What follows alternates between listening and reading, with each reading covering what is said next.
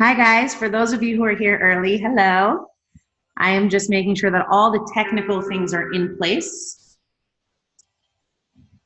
If you can hear me, can you please just type in the chat room? Let me know that you can hear me.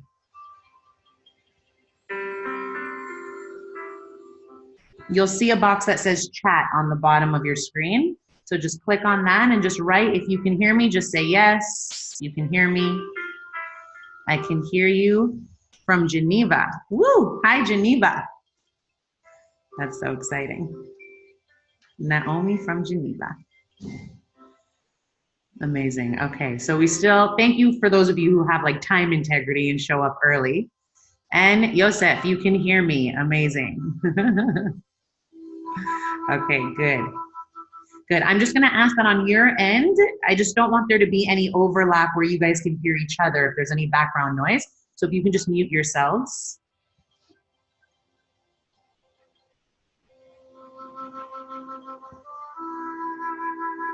And we will get started in 5 minutes.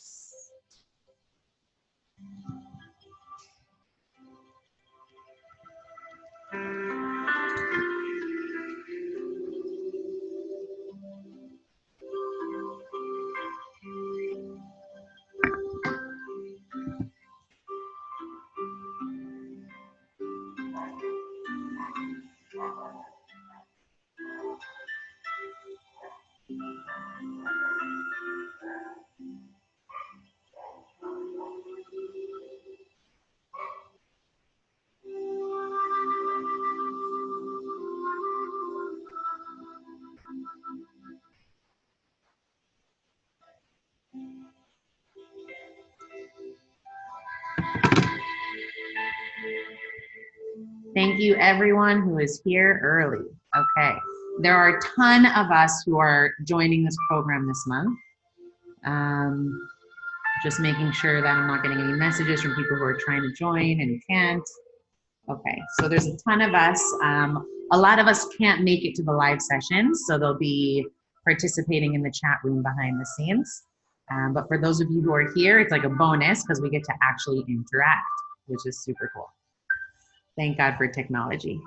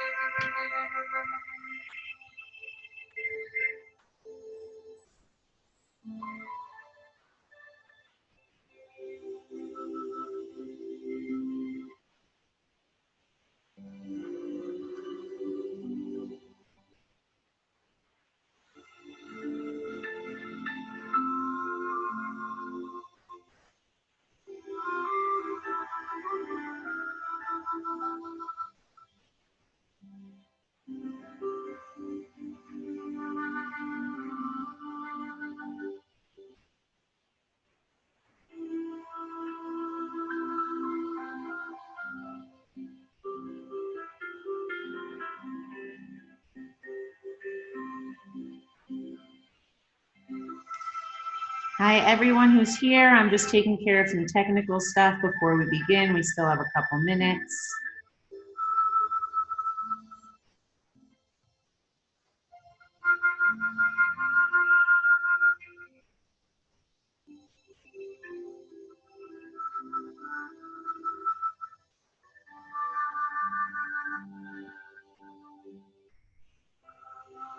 Can everyone who just joined, let me know in the chat room. Everyone, for timing purposes, Donna's asking, hi Donna, how long is each weekly session? So we're gonna range anywhere between, I'd say, 40 minutes to an hour, maybe a few minutes over the hour if there's a lot of interaction, but cool. All right, give me 1 second, we'll begin shortly. Hi Rachel.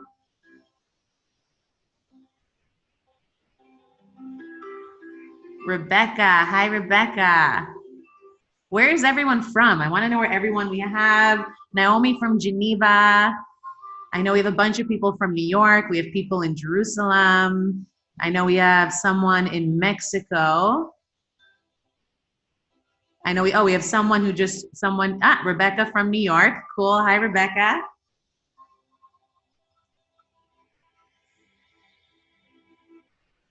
I see Yael just joined us. Awesome. Hi, Yael. London. Rabaya is in London right now.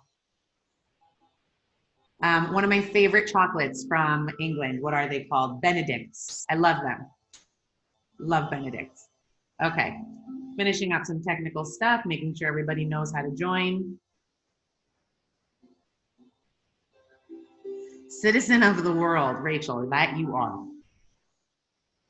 Link for tonight's webinar sharing on our private Facebook group. If you guys have not joined our private Facebook group, please make sure you do that, because that's where all the magic is going to happen behind the scenes.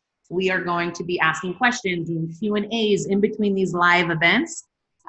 So we'll really be able to interact there. So if you haven't already joined the Manifestation Mindset Master Course Facebook group, please do so.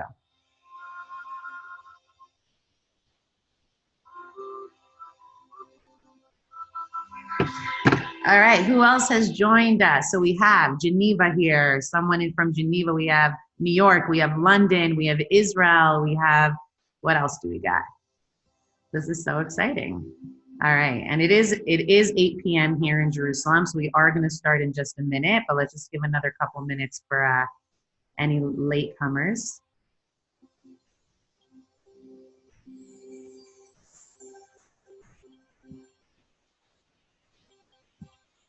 Okay, so I'm assuming everyone can hear me. We're good, and let's just jump right in. We're recording at the end of the day, so whoever hops in late, they can just check out the recording.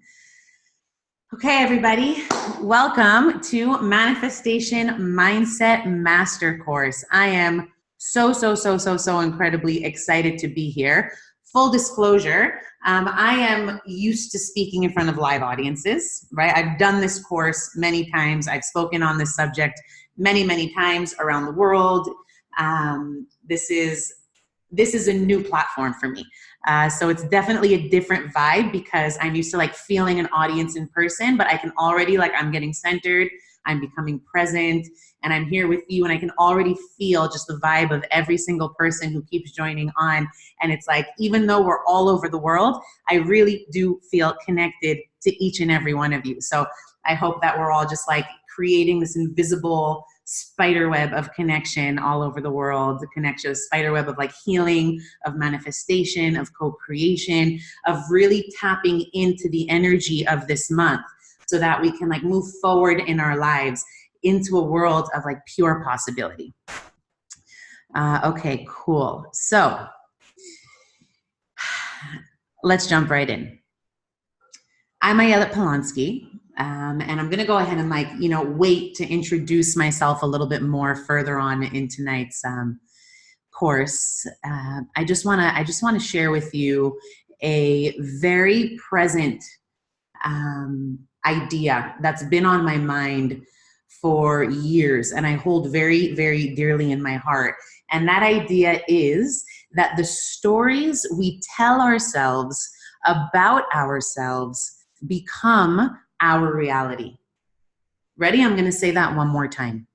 The stories we tell ourselves about ourselves become our reality. You know, if for those of you who came prepared with a notebook and pen, write that down, because this idea is going to be carried with us. It's going to be carried with us throughout the next 4 weeks, and hopefully change and transform the rest of our lives. So one more time, the stories we tell ourselves about ourselves become our reality. Okay. Now, I just want to take a moment and thank all of you who took the time to commit to your inner world by joining this course, right? We all know the experience of, more often than not, life becomes a happening, a series of damage control. I'm hungry, so I eat. I need to pay rent, so I go to work. My friends need help, so I show up. The kids are crying, so we tend to the kids. Something breaks, I fix it, right? So the world is just, our lives become this continuation of chasing one to-do after another to-do. And as a result, we seldom take responsibility for our inner world, for the world of emotion, the world of heart, the world of our souls. And it's really a huge shame, because it's only when we take responsibility for our inner world that our external reality, our lives begin to shift, begin to feel different, begin to look different. And we begin to see a more positive outcome in our day-to-day lives, in our experiences, in how life shows up for us, right? So I really don't take for granted your time and the investment that you are making in you by showing up for this program, which is why I am committing to do my best and give it my all to see that each and every single one of you experiences miracles and shifts as a result of being a part of this course. So thank you. Okay, let's see. What we'll be learning. Let's go over just some like basic, I'm sure many of you are curious, like, what is manifestation? What does this even mean? My friend told me to sign up. My husband told me to sign up. My husband gifted me this course. But what are we actually going to be doing, and what are we actually going to be learning? So in a nutshell, since my background is in therapy and life coaching, I'm going to be sharing with you extremely powerful and transformational therapeutic and cognitive techniques that will help you ultimately remove all the blockages around negative thinking, all the blockages around stress, all the blockages around self-doubt, self-judgment, all of which are blockages that really prevent miracles from happening to us. So if you guys are ready to take responsibility for your inner world and you're ready to see miracles happen in your life, just comment below and just say, I'm ready. I'm ready. Cool. Donna's ready. Awesome. Super ready. Woohoo. Elisa, hi. Chef Rara in the house. Naomi's ready. Okay. We're all ready. Awesome. Hila. Hi, Hila. Oh, you're so sweet. Okay, I'm so happy you're all here. Okay, so the answer to seeing, where was I? Yes, the answer to seeing miracles in our life really comes down to this one idea of belief, right? And belief is going to be like the roots, the underlying theme of this 4-week course, belief, right? Because what did we start by saying? The stories we tell ourselves about ourselves determine our reality. So my goal throughout the next 4 weeks together is to get you to a point where you're able to wake up in the morning and you're able to see the world through a brand new pair of glasses, through the eyes and perspective of possibility, where you not only just go, in theory, I know that anything's possible and I know that I should believe that anything's possible, but I want to make this word possibility an experience for you. That's my goal. I want you to be able to wake up every morning and the first thought, without you even needing to control that first thought, is an expression of gratitude, an expression of possibility. And if this stuff isn't making sense to you right now, don't worry. I know I've already kind of like bombarded you with this word possibility and belief and stories. We're going to break all this down in sections and it's all going to make sense by the time we're done together. Now, what is this word belief, right? So I just want to throw it out there. I'm going to use the word God all the time because for me, my highest power is Hashem, is God. But I welcome you regardless of what your sacred sentiments are. I welcome you to, use the word the creator, the divine, the cosmos, whatever word relates to you. But for the sake of keeping it consistent, I'm going to use the word God, right? And so because my truth and my life is a life of Torah. I'm a Torah-loving Jew, right? I'm going to be quoting a lot of sources throughout the next 4 weeks from this book, Pillar of Prayer. We're also going to be quoting a lot from Likutei Maharan. We're going to be quoting a lot from the Zohar. A lot of the Baal Shem Tov is going to be making his way into the next 4 weeks with us.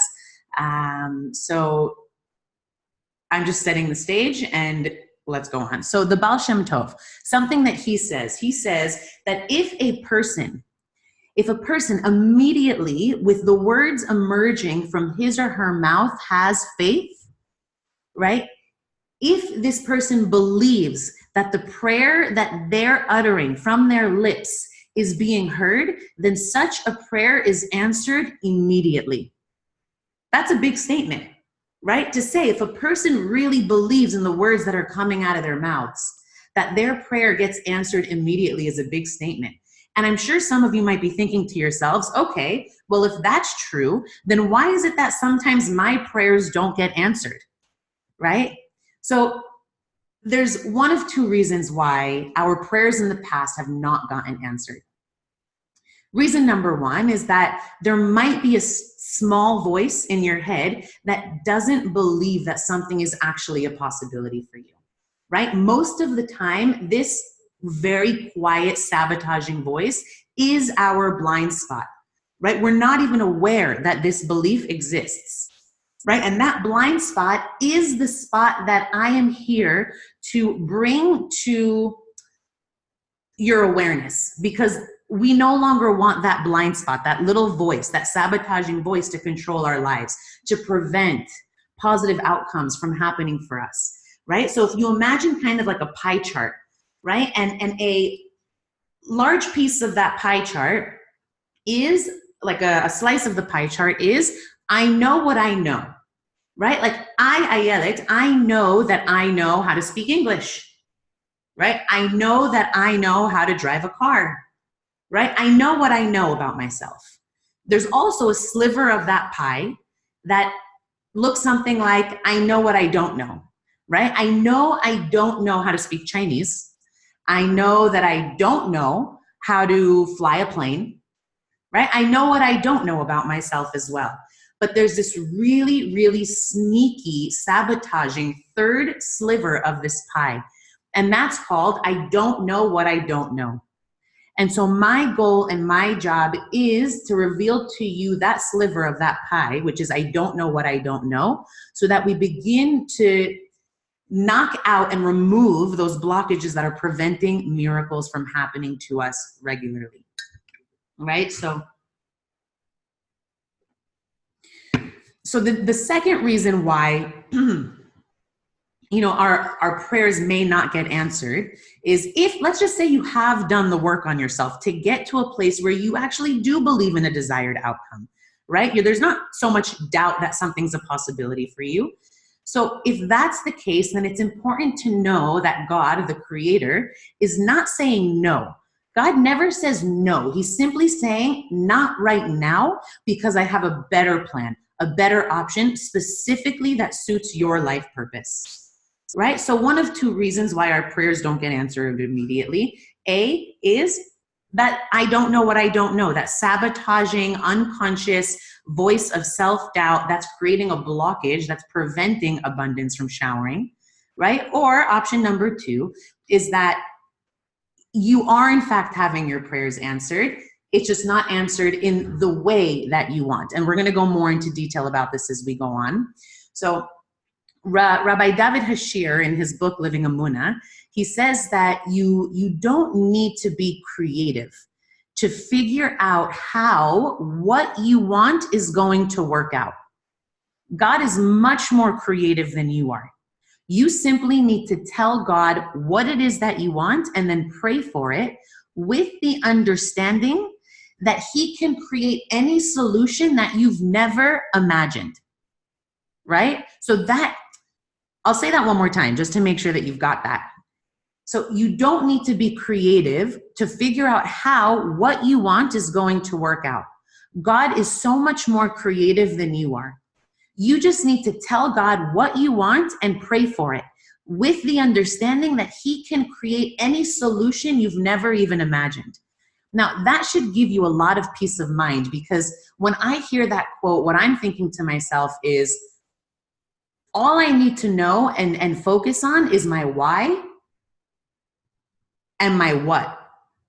Let God figure out the how. All right, so I want to share a short story. There's a lag. Okay, hold on. Is anyone else also hearing a lag, or is it just one person? No, okay, no lag. No lag, no lag, okay. I love that we can interact on this portal. This is so cool. So I want to share a short story that really depicts this quote by Rabbi David Hashir. It's a story from my personal life. And this is back in the day. Now I live in Jerusalem. This is back in the day when I was living in New York City. I had woken up one morning and I had just gotten into like the world of manifestation. And so I was setting intentions. I was setting intentions and seeing what would happen. And so I woke up one morning and I said to myself, upon opening my eyes, I said, setting the intention for a cup of coffee, although I don't want to have to brew the cup of coffee myself. I want the cup of coffee to kind of just be gifted to me. And then I went about my day. I let go of the how. I went about my day. And I got dressed and I went out and I'm walking on the Upper West Side and I bump into a girlfriend of mine. And she has in her hands a half-drunk cup of coffee. And we're in the middle of our conversation and she stops and she says to me, I am so overly caffeinated already. I'm like shaking. Do you want the rest of my coffee? Right? So there you go. Like God and I communicating, right? I set an intention. I believed in the possibility that I could get a cup of coffee without needing to brew it myself, although it wasn't exactly what I wanted, because my intention wasn't specific enough. What I actually wanted was a fresh, full cup of coffee. Okay, so fine. I detached myself from the cup of coffee, unclutched, detached myself from the outcome, went about my day. And I went home and I was on my computer and I was doing some work and it was time for lunch. So I go into my kitchen and I notice in the corner of my eye a shadow inside of my microwave. Now for me, that is very rare because I don't ever use a microwave. I haven't used that microwave in years. So for there to be something in my microwave was a mystery. Anyways, I open up the microwave door and I see one of those Starbucks cups, the paper Starbucks cup, and it's a full cup of coffee, but it was cold. And I'm thinking to myself, how the heck did that cup of coffee get there? I haven't used this microwave in years. And then it occurred to me that earlier that morning, there were some guys from the building who came to work on some plumbing in my bathroom.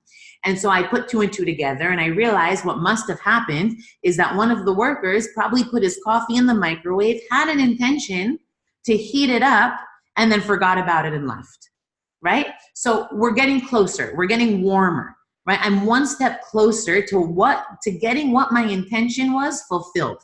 However, it wasn't exactly spot on because I wanted a full, fresh, hot cup of coffee that I did not brew myself. And this coffee was probably sitting there for a few hours. It was not hot. Okay? So, I let go of the outcome. I'm not attached. I go about my day. Later that night, I was giving a talk somewhere in Midtown. And one of the assistants shows up. It's like, at this point, it's like 8 p.m. Who drinks coffee at 8 p.m.? But who cares? That's besides the point. And he shows up and he has a tray, one of those trays from Dunkin' Donuts. And on that tray are two full, hot, steamy, fresh cups of coffee. Like so fresh that you could see the steam come out of the sippy part of the cups. And he comes up to me and he says, Dunkin' Donuts was having a buy one, get one tonight. Do you want one of my coffees? And I said, wow, thank you. That was so cool, right? So now one of two things comes up for me when I think of this story, and that is, A, why why did it take all day? Rachel and her cup of coffee. Why did it take all day for this cup of coffee to manifest itself, right? And so the answer to question number one is because I wasn't clear on what it is specifically that I wanted, right? And the second question is, even though it did take all day, it still happened in one day, right? Many of us have been praying and praying and praying for a soulmate, for, a certain job or whatever it is, health, for years and years and years, and it doesn't happen. So in the bigger scheme of things, one day is not such a long time. So the reason that it still happened within 24 hours was because I had a playful, non-attachment to this cup of coffee. Right? So this is what Rabbi David Hashir is saying in his book, Living Emunah. He's saying we need to stop focusing so much on the how. That doesn't mean that we're not meant to be taking responsibility. It doesn't mean that there isn't hishtadlut, effort, that we need to be putting in order to see a desired outcome. But we need to let go of this obsessive attachment that we have to the end result and let God work his magic. Does this make sense so far? I just want to make sure that we're all on the same page. If this makes sense, say yes.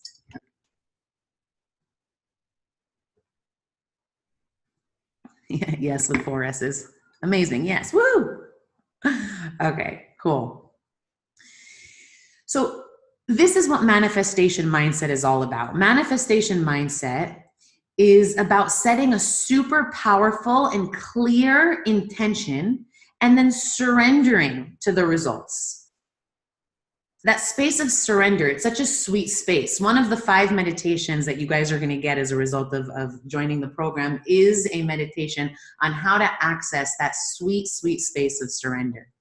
Okay, and so it's also important for us to know that the how is not up to us. We just need to know our what and our why and let God handle the how. Right? If you think of it like for those of you who like gardening, if you want to plant an apple seed, what is your job? Your job is to simply create a space inside the earth to place a seed inside of that space. And that's it. And how that seed turns into a tree that bears fruit is not up to us. We are not capable of turning a seed into an apple tree. That is God's territory. God is the ultimate creator. God is the ultimate manifester. Our job is to learn how to get out of the way so that we can remove the blockages that are preventing God from showering us with abundance, right? So another one of my goals is to get you to a place where you not only believe, but you know that God wants to shower you with abundance. That's another one of my goals over the next 4 weeks.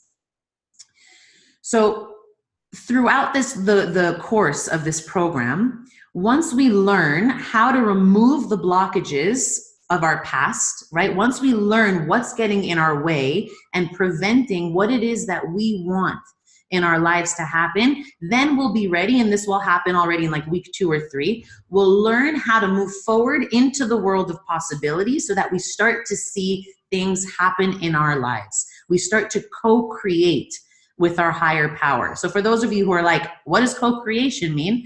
Co-creation means that we have the ability to team up, to partner with God and change how we perceive our lives and its outcomes.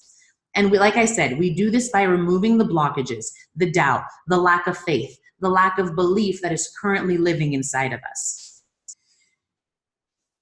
So there's some really important, just like basic premises that I'm requesting you hold on to throughout the duration of these 4 weeks, because it's a very, very important premise. And one is to always have in mind and to know that it's not us doing the manifesting, right? We're not the ones who are turning the seed into the apple tree. Right? Ultimately, God, the creator, the cosmos, is the one who determines the outcome. However, we do have the ability through our own free will to remove the blockages that get in the way from God showering us with abundance. And we have to get to a place where we believe and know that God does want to shower us with abundance, that there's not even an iota of a doubt that he wants to shower us with abundance. Kind of like a father to a child, right? A father loves his child. A father wants to give to his child unconditionally. He wants to give and give and give. But if the child is sitting in the corner and the child is screaming and banging on the table and he's entitled and he's making commands and demands, then the father ceases to give. But it doesn't mean that the father stops wanting to give. So that's an important thing to just keep in mind throughout the duration of this course. And another important point that I want to emphasize is the importance of making sure that whatever it is you want God to manifest for you in your life, that it's always through the intention of serving a higher purpose. It's for the purpose of service and not for a self-serving purpose, right? Meaning, like, that doesn't mean that you shouldn't want to manifest a life partner, and it doesn't mean that you shouldn't want to manifest financial abundance. It should simply mean that your reason behind it, your why, is to serve a greater good, to serve a bigger purpose, right? The Baal Shem Tov says that the lowest level of prayer, of manifestation, is when one prays for one's own personal benefit, so that what one wants will be fulfilled. It's a very egocentric intention to manifestation, right? You know, in other words, when I'm tapped into my higher purpose behind why I would like a bigger home, let's say, it's simply because my intention, my why, is that I want more space to fit more guests at my Friday night table. Or I want more space so that more people can come and sit through these workshops and through these meditations and be inspired, right? It's for the purpose of being in service. It's for the purpose of bringing consciousness to the world, right? Also, before I met my husband, I was very clear that my reason for wanting to get married was A, to bring conscious babies into the world, because I really think now more than ever, the world needs a wave of like a new conscious generation, an enlightened generation. And another reason, the purpose, my why behind wanting to get married, was to impact the lives of others for the good. And I wanted someone who together we can support one another, both in our individual missions as well as in our co-creative missions. Yeah? So I just want to check in with everyone. Hold on. What did you say about the Baal Shem Tov and the lowest form of manifestation? Okay, so to answer your question, we're basically just saying that when it comes to having a particular desire, when it comes to wanting something manifest for ourselves, the intention behind it should be to serve a greater purpose, to serve a greater good, to be of service to humanity in some way, shape, or form. Right? So if what it is you want is more parnasa, is more wealth, then your intention behind it should not be a self-serving one. It should be a purposeful one, serving a greater good, basically. Does that answer your question?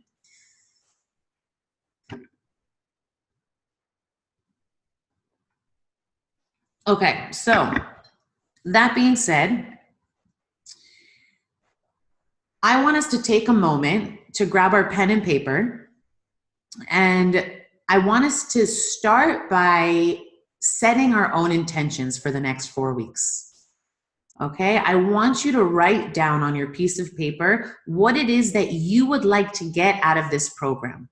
What is your goal? What is it that you want God to manifest for you? Okay, so start with your what. What is your what?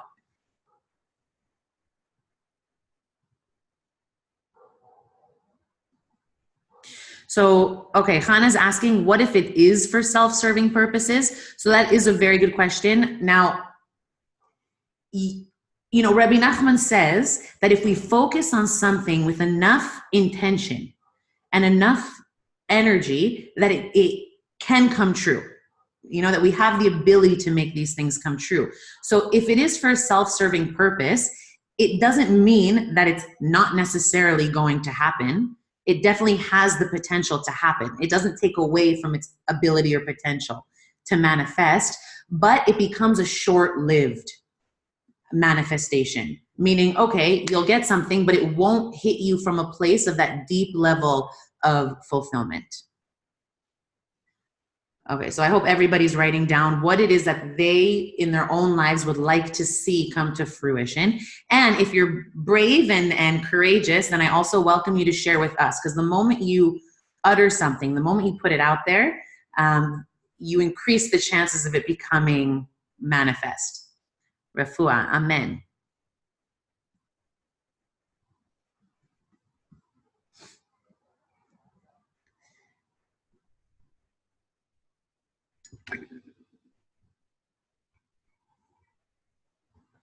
Coaching clients, amen.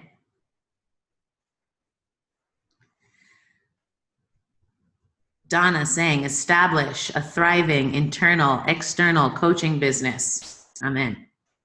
A new job. Amen.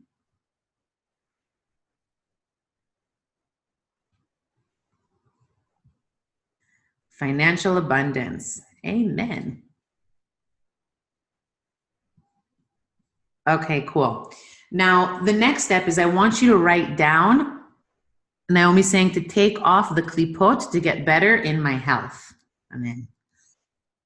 Losing weight. Amen. Also more joy. That's a good one. Okay.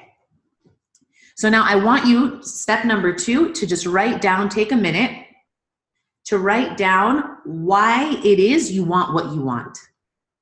Right? We said it doesn't mean that it shouldn't feel good to you.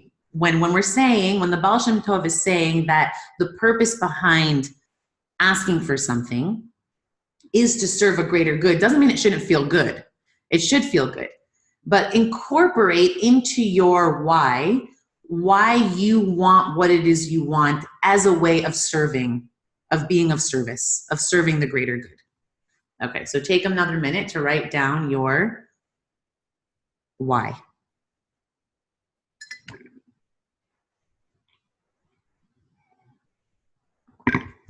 And again, if anyone wants to share their why with the group, go ahead and share away. To be able to 100% serve Hashem. Wow. Can there be a few things that are connected? Rebecca, do you mean can there be a few intentions for this course? Is that what you mean? Yes, so long as they're connected. You can always want more than one thing. You know, most people do want more than one. We have like a Hanukkah list of everything we want. You know, but for the purpose of the next 4 weeks, I don't want to get too scatterbrained. I want to be able to really hyper focus on something because it makes our ability to see it come to life more real. I want people to understand how easy it can be to live a healthy life and feel vibrant. Awesome. Improve my self-image. Amazing. Elisa, to bring co-create love in this dimension, serving Hashem. Wow, this is a really spiritual, holy group. Amazing. To hopefully, Yael, find joy in what I do. Joy. Okay, I bless us all with joy. Amazing. Okay. Now, for those of you who have heard me speak before and you know the answer to the next question, don't answer the question. Let's leave it up to those who haven't heard the answer to this. The question is, and I want you to write in the chat room, what is the tool that human beings use to create meaning in their lives? Now, there's no right or wrong. I have a specific answer in mind, but let's just start exploring together. What do we think the tool is that human beings use to create meaning in our lives? Go ahead and just throw out whatever you think the answer is. Defining our values. Totally. What else? What's a tool that we use? How do we create meaning? Thoughts, words, speaking.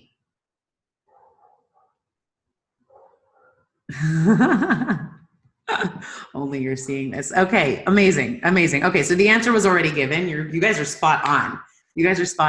So the answer is language, right? Now, if we take this back to the story of creation, we'll see, how did God create the universe?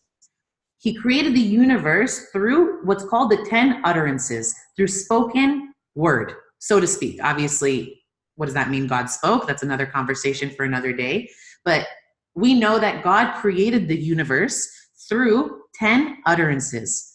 You know, and if we take it one step further and we break down the words abracadabra, right? Who knows what abracadabra, which is actually ancient Aramaic, which is in the same family as the Hebrew language, what does abracadabra directly translate as?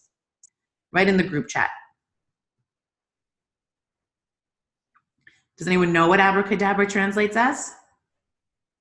Abracadabra. I create as I speak. Rebecca, awesome. Oh, wow. Holy group. Amazing. I create as I speak. Exactly. Right? So abracadabra. I create as I speak. And when do we see a magician in his act recite abracadabra? Right before the moment of change. When, you know, there's an empty hat, abracadabra, you don't see it, now you see it, and there's a bunny. Right? And who is the ultimate magician? The creator. Right? And now, since we are a microcosm of this macro creator, we're all made in the image of God, and we all have a spark of divinity inside of us. It means that we are like mini co-creators, so to speak. I mean, the creator, God is the one manifesting, but we have the ability to co-create because we're made in the image of God, right? So the power of language, I just want to go into this for a minute because it's so profound, right? If you think of a newborn baby, a baby comes into this world and a baby is a blank canvas. A baby does not yet have set ideas about how things should or shouldn't be. Right? A baby doesn't look at a painting of Picasso and say to him or herself, that is a painting worth millions of dollars. No. A baby is just so focused on being in the present moment, and a baby only learns right from wrong, good from bad, yes from no, touch the fire, don't touch the fire, fire equals bad equals pain. They learn that through parents, through teachers, through community, right? So it's through the language that we're taught, that is spoken to us, that we begin to define and create meaning in our lives, right? Like the most common costume, for example, for little girls, for Purim or for Halloween or whatever holiday we celebrate. The most popular costume for little girls is a princess. Now, why do little girls dress as princesses? Right? Because these little girls, not only do they want to feel like a princess because their fathers probably called them princess, but they in their hearts truly, genuinely believe, right? We spoke about belief earlier. They actually believe when they put on that dress and they have their magic wand that they are princesses, right? There's a story that I usually tell. It happened a few years ago. I was at the beach and there was a family sitting on their beach blanket and they had a little son, maybe 3 or 4 years old. And he had a Superman towel wrapped around his neck and it was draping down his back like a Superman cape. And he's running circles around his parents' beach blanket with his arms high in the air, screaming at the top of his lungs, I'm Superman, I'm Superman, I'm going to save the world, I'm Superman. And I'm here and I'm sitting and I'm watching this little boy and I'm seeing how he really believes he's Superman. Right? But then what happens? That boy grows up and he starts going to school, or he starts, having bullies as classmates, and they call him stupid and they call him dumb and they call him ugly, or his teacher tells him, you're not good enough, or his father, God forbid, calls him stupid. Right? And then what happens is a seed gets planted into his mind and he doesn't even realize that it's there. It's the blind spot. But it begins to manifest in ways that are blocking certain realities from becoming manifest for him, right? Because when he grows up and he wants to start dating, if he doesn't feel like he is worthy of being with a partner, or if he doesn't feel like he's lovable because of the words, the language that was told to him when he was a child, then he's sabotaging potential opportunity for that life partner, right? And this happens to all of us. This is part of the human experience, you know? So it's our job now over the next 4 weeks to come to learn and recognize and dig deep to find what are those beliefs that are not serving us. So we can begin to like pluck them out by the roots so that we can now grow a new beautiful flower garden in our minds that will now manifest, God willing, into a beautiful external reality, right? But back to the power of language again for 1 second. And the power of belief, I'm gonna get a little bit vulnerable for a second and share a story of an experience that happened to me when I was 8 years old. When I was 8, I had my very first crush on a boy, and his name was Tommy. This is a true story. And I was on the dance team, and Tommy was on the basketball team. And you know what it's like when you have a crush on a boy, and there's rumors going around that you like him, and when he looks at you in the hallway, Rachel, we don't like Tommy. And when he looks at you in the hallway, you're like convinced that he's looking at you because he likes you back, right? We actually love Tommy now because now I get to use him in my examples, and it's such an appropriate example, right? And so when he would look at me in the hallways, I was like convinced that he liked me. Anyways, it was during our lunch period, and I was practicing with the girls on one side of the gymnasium for the upcoming dance recital, and he was on the boys' side of the gymnasium practicing for the upcoming basketball game. And in the corner of my eye, in the middle of a dance routine, I see Tommy come from the boys' side of the gym to my side, and I am so convinced.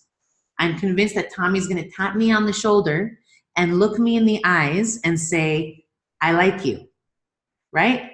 Okay, so that's what he does. He taps me on the shoulder. He does look me in the eyes, and the words that he says were, Ayelet, I don't like you. Not even a little bit. Not at all. And you need to get that through your thick head. And I remember at the time just looking at him, and of course, what did I do? Like at first I try to play it cool. I'm like, oh, that's okay. I don't care. That's fine. No big deal, right? But as soon as he walked away, what did I do? I grabbed my best friend. I dragged her to the bathroom, and I cried, and I cried, and I cried. And what do you think some of the thoughts, the language that I used to define myself in that moment were? Tell me in the group chat. What do you think some of the thoughts that I said to myself, the language that I used to define myself in that moment were?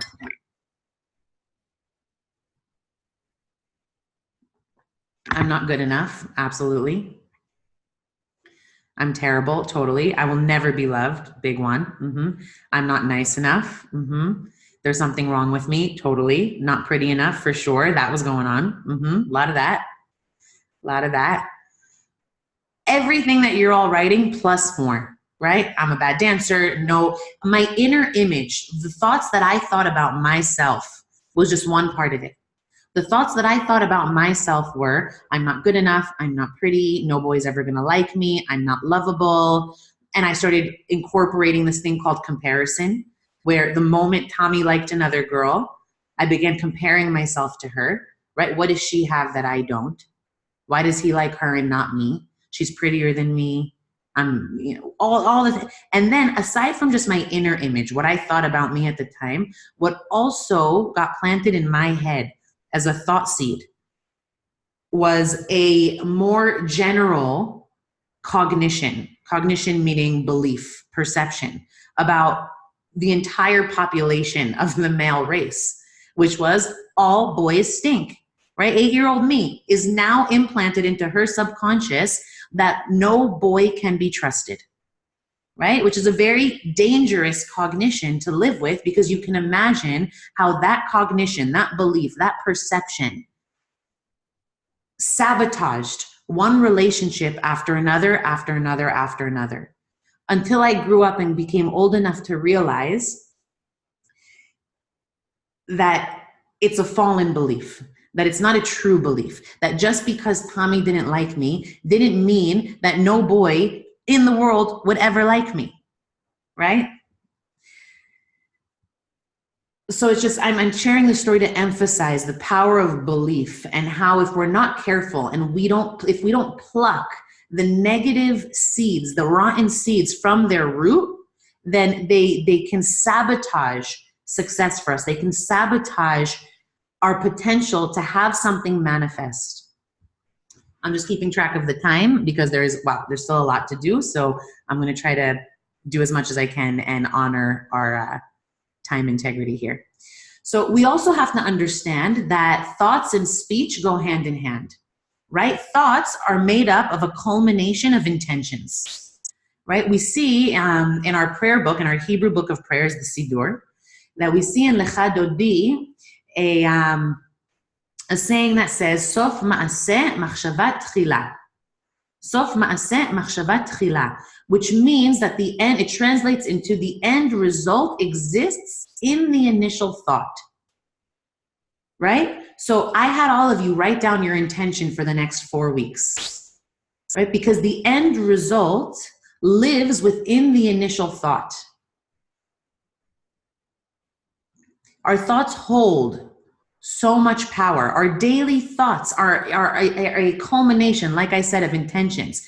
I wake up in the morning and my intention is, first intention, use the restroom. Next intention, cup of coffee. Next intention, what outfit am I wearing today? Next intention, okay, how do I want to pray today? Do I want to meditate before I pray? Do I want to meditate after I pray? And so on and so forth. Our day is a culmination of one intention after another. And just to emphasize the power of thought, the power of intention. In Hebrew, the word for intention is kavanah. Intention is kavanah. And we see that the word intention, kavanah, and the word kivun share the same root. And kivun translates as direction. And if we take it even further, within the word kivun, we have the word kav, which means straight line, right? So if we break that down, kavanah is intention. Kivun is direction. Kav is straight line. So what does it mean to have, of the importance of having a clarified intention? It means to direct our energy, kivun, in a straight line, hyper-focus, laser beam focus on a particular kavanah, intention. Okay, like I said, I'm just setting the stage today, and over the next 4 weeks, we're going to break this down even more.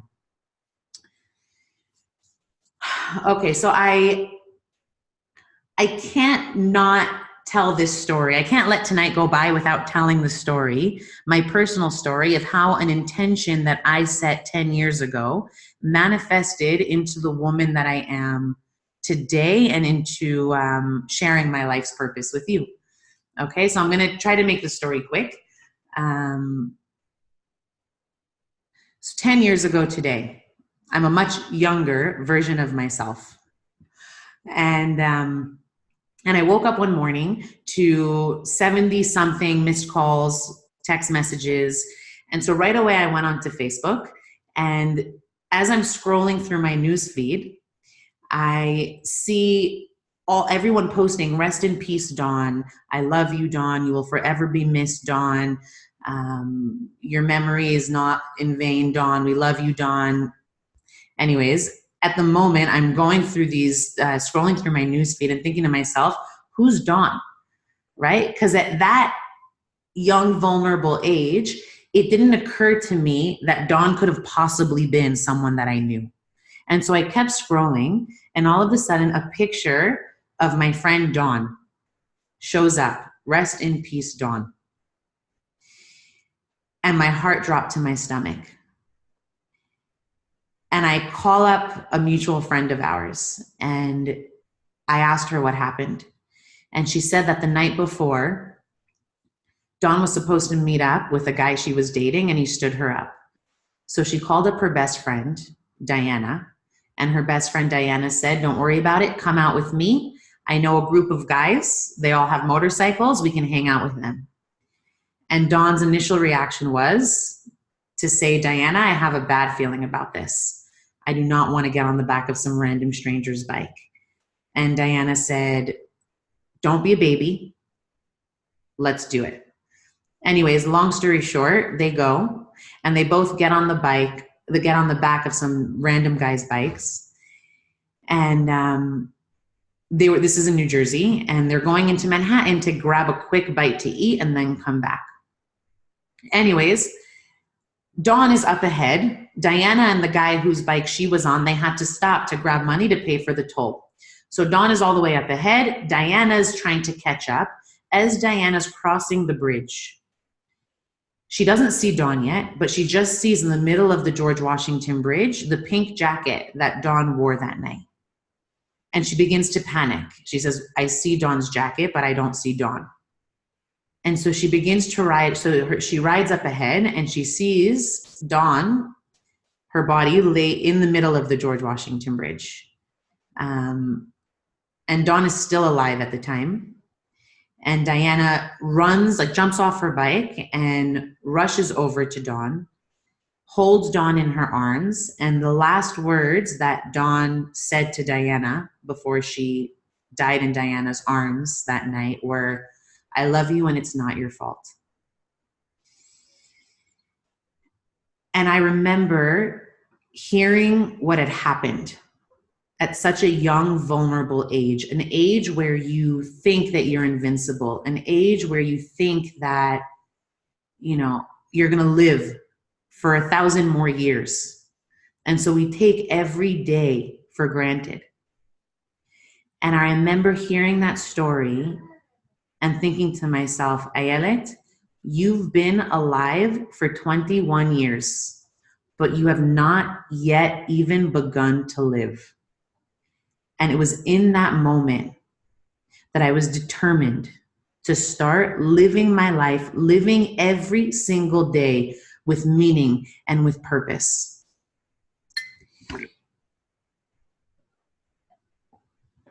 And I'm sharing this story with you all today because it happens to be that today is the 10-year anniversary of Danielle's death. So I just want to commemorate her and just bring some attention, and may her neshama just continue to receive an aliyah.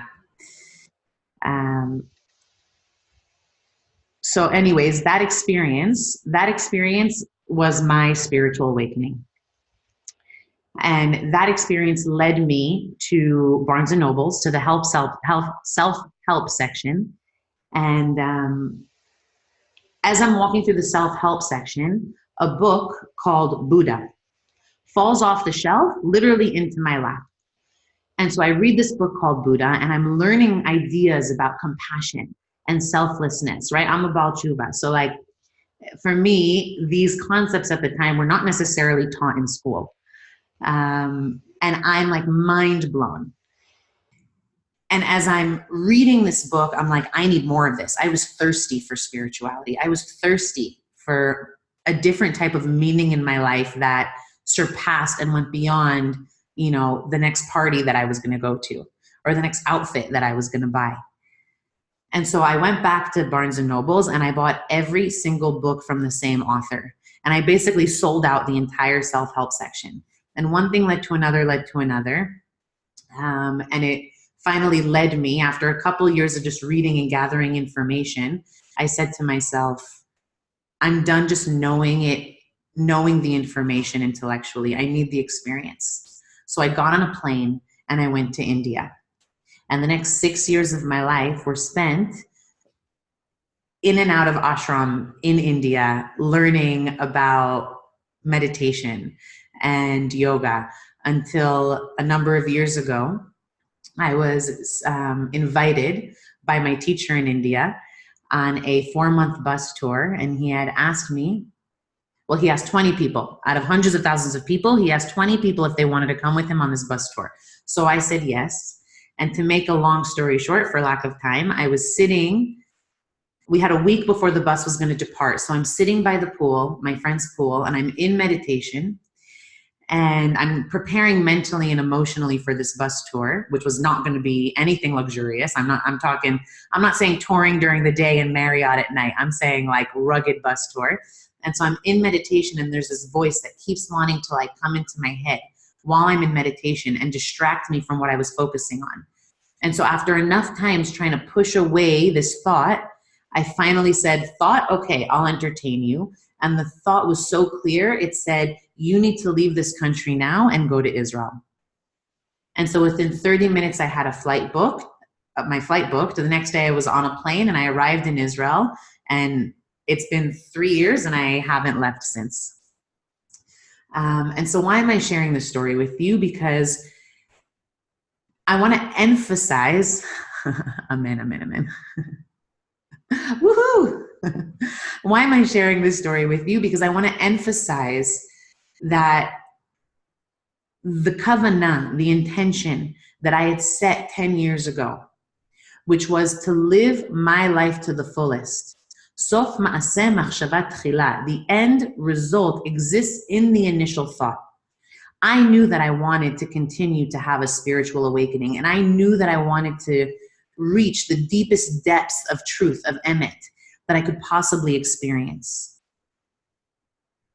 And how that happened, right? I apparently had to go to India for 6 years in order to end up here in Israel, having met my soulmate, living in Jerusalem, in the holiest city in the world, thank God, right? But who would have known that 10 years ago that John's passing away, that the intention that I set would manifest in such a beautiful way, right? And so I wasn't attached to the outcome.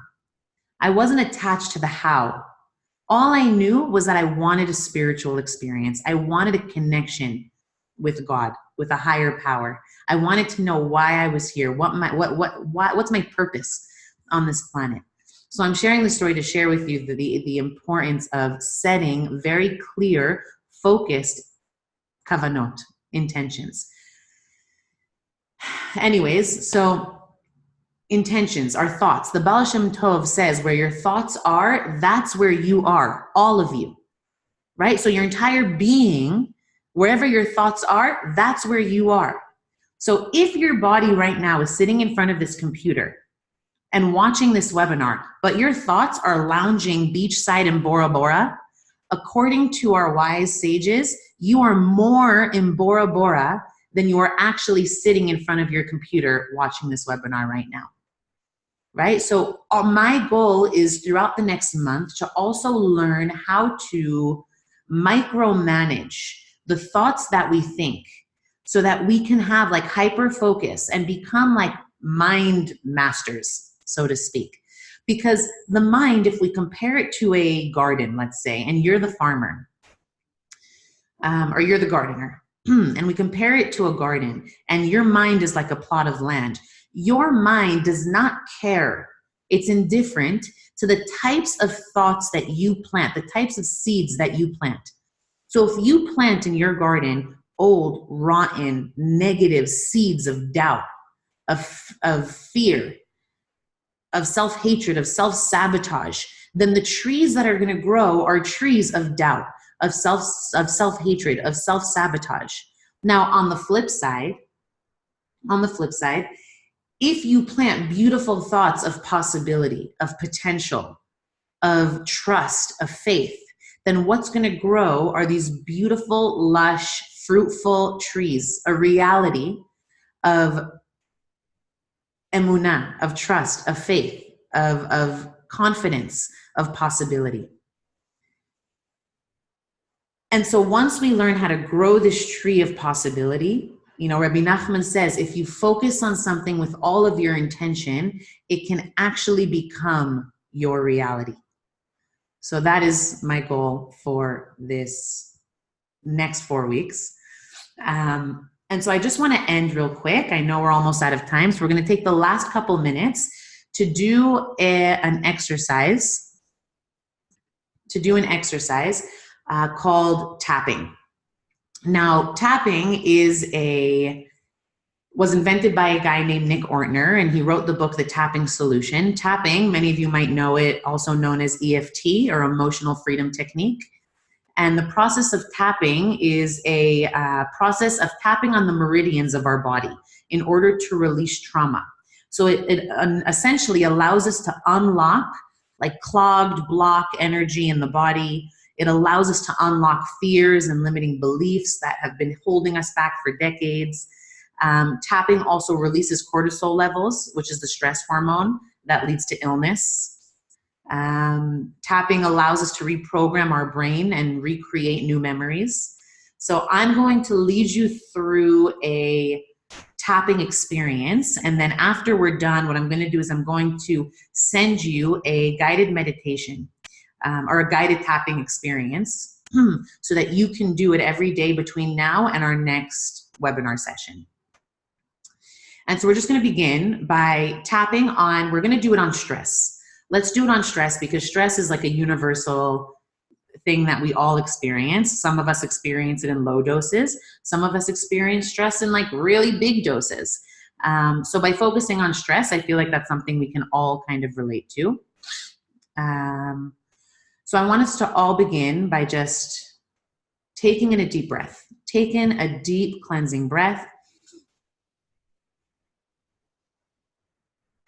And exhale completely. And again, inhale deeply. And exhale completely. And I want you to ask yourself in your mind, on a scale of 1 to 10, how stressed are you right now? On a scale of 1 to 10. Or you can ask yourself, how stressed am I day to day, like recently?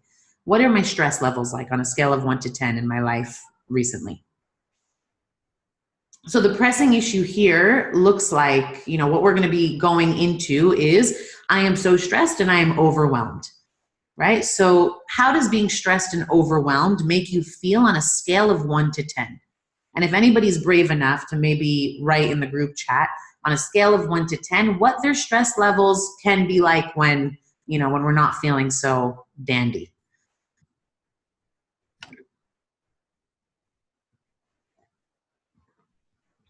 On a scale of 1 to 10, comment what your stress levels are like.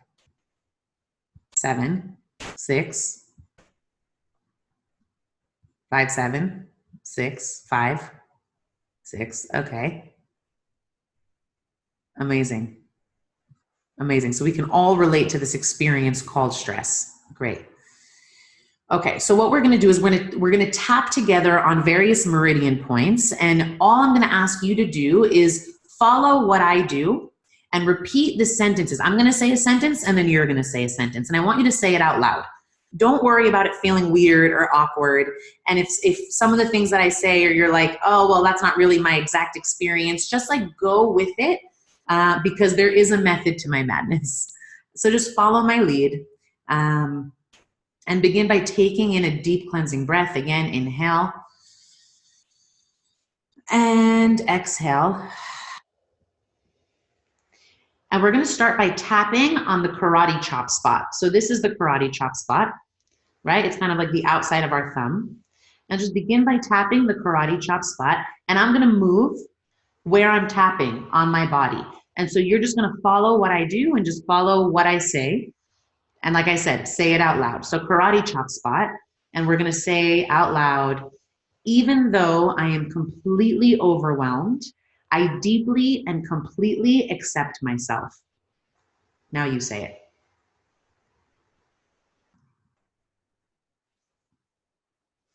Top of eyebrow, this stress has been completely blocking me.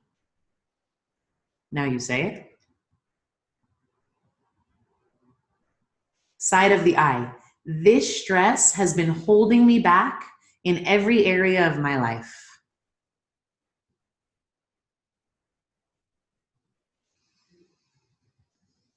All this stress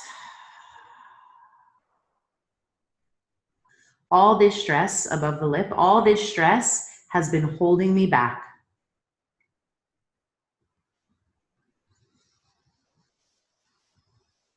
Chin, all this stress is making me feel extremely uncomfortable.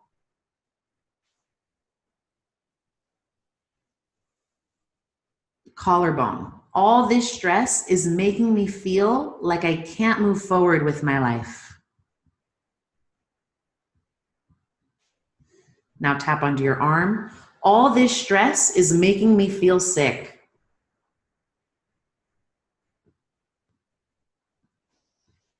Top of your head. This stress is overwhelming me and it's scaring me.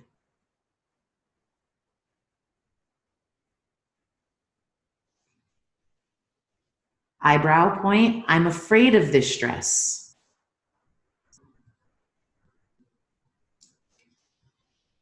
Side of the eye. I feel blocked and overwhelmed.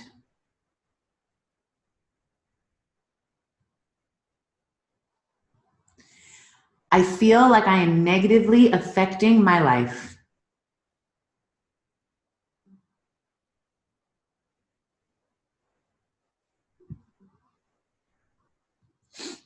This stress is blocking my relationships.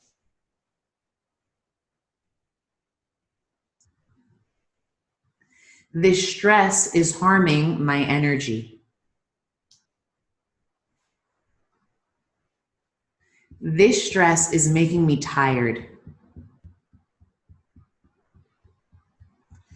I am so overwhelmed by this stress.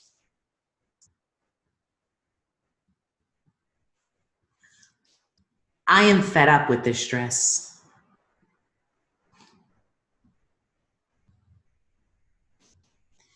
Now we're going to move to the positive.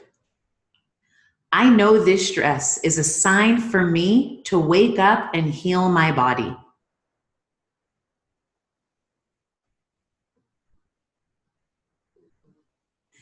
I believe this stress has a greater purpose.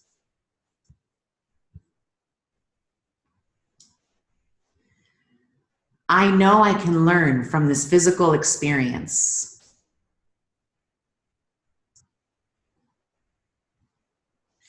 I know there is a lesson in this emotional experience.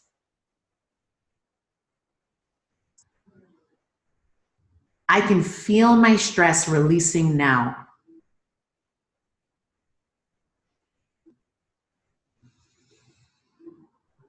I am not my stress. My stress does not control me.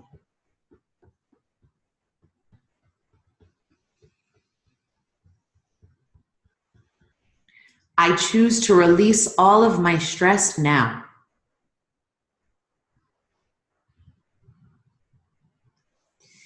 And relax. Close your eyes, take in a deep breath.